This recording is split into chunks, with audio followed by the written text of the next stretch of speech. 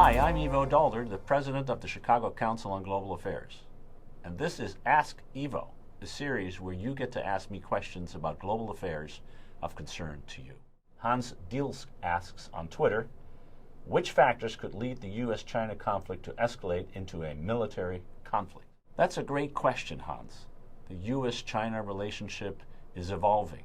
China has emerged as a strategic rival of the United States, and competition between the two powers is continuing to increase. So how could these two major powers get to a confrontation that will lead to war?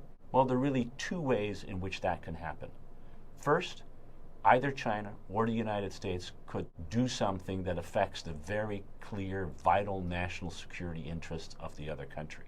The United States could be involved in Taiwan or somewhere in the South China Sea in ways that the Chinese regard as a direct threat to their national security.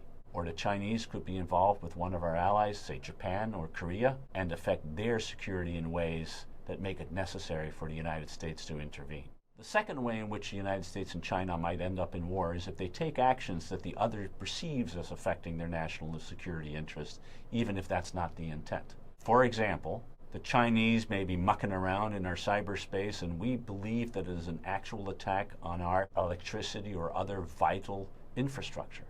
Or the United States could be sailing its ships too close to the shores of China or of interest that the Chinese are trying to protect.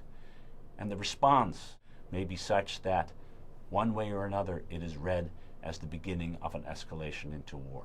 Whether deliberate or unintentional, the possibility of military confrontation between strategic rivals like the United States and China is real. It is therefore that Beijing and Washington would do well to have a strategic dialogue that discusses their real interests, that makes clear what actions they are and are not willing to take in order to defend those interests. There is nothing inevitable about military confrontation between China and the United States.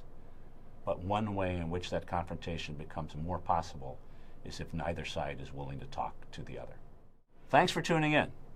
Want to ask me a question? Shoot me a tweet with the hashtag AskEvo.